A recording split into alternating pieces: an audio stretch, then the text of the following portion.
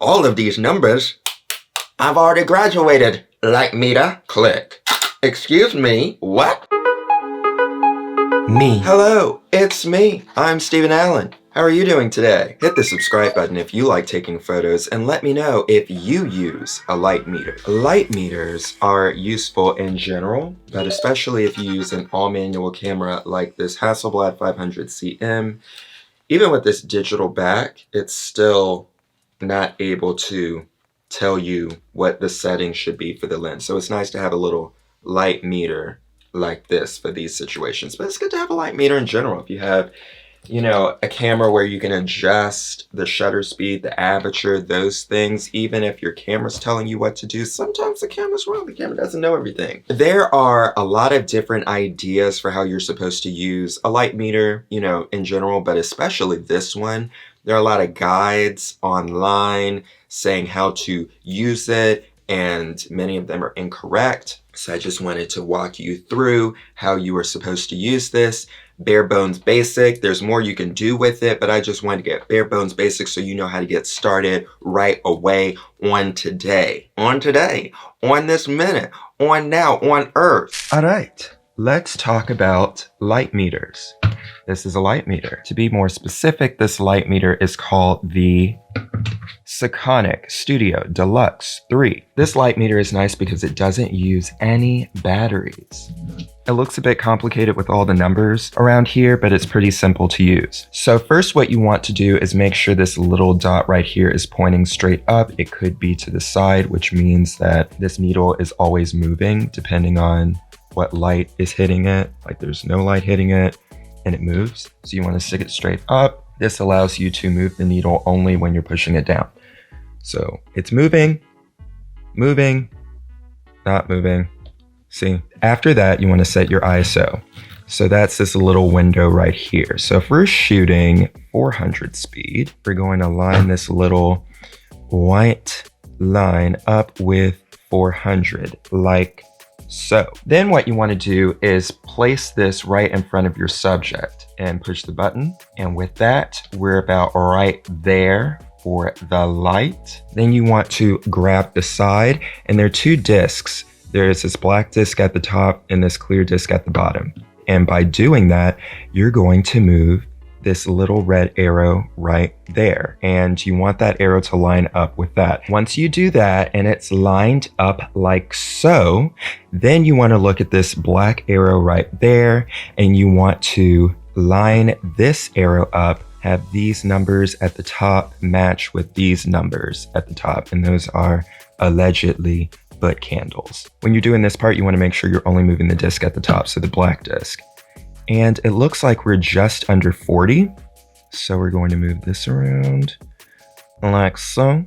And that's about it. At this point, you can see that at f4, you want to shoot at 1/30th of a second.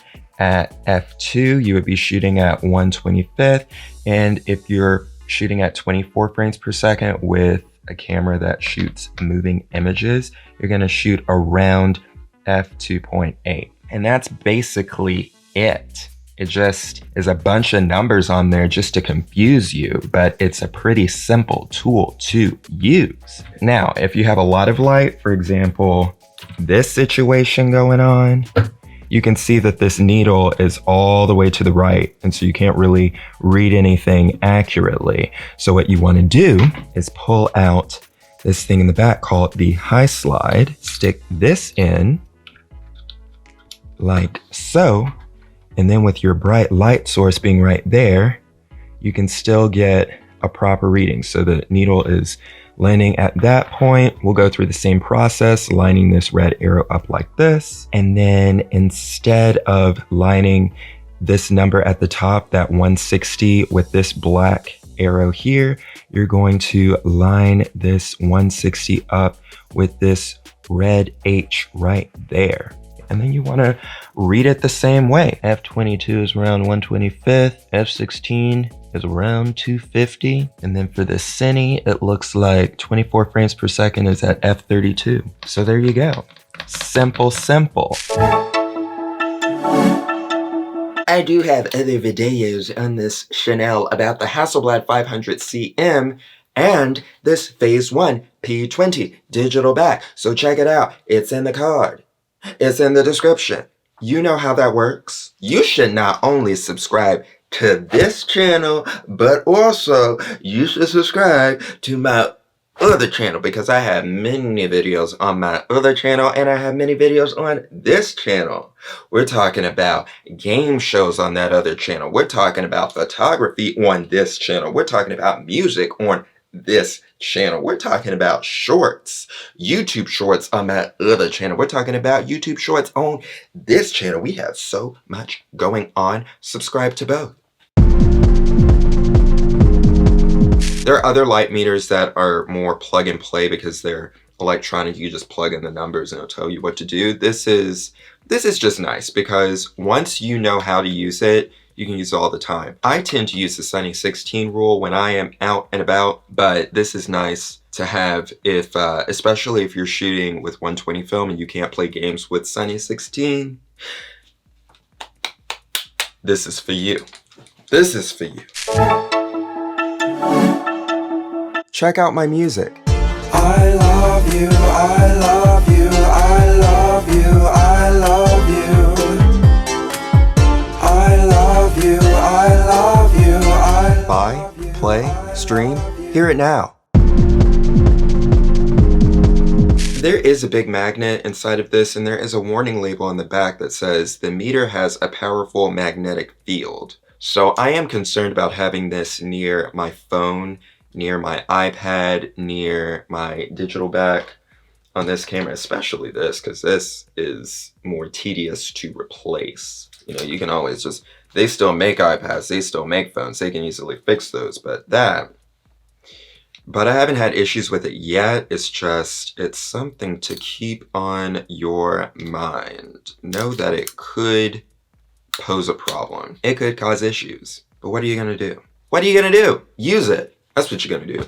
Use it. Are you going to use a light meter? The plan is to post at these times on this channel 3 times a week, Monday and Thursday and Saturday at 4 p.m. Eastern Standard Time. And at these times on my other channel 2 times a week, Tuesday and Friday at 4 p.m. Eastern Standard Time. We'll see. Again, we'll see. I'm doing my best. I'm doing my best. Subscribe to this YouTube channel and give this video a thumbs up and do something to the bell. Tap it so you can turn on those post notifications so you get notified whenever I post a new video. Visit my website, Prillen.com, where you can see my art, my music, my store, my blog, my merch, my clothing, and all of that good stuff and more. And until next time, take a little time to make art and be brilliant. I'll talk to you later. Goodbye.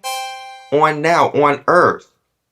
Subscribe, hit that button. It's free. It's easy. It's cool. Do you want to be cool? Subscribe to me. I'm not saying I'm cool, but it's cool to subscribe to me.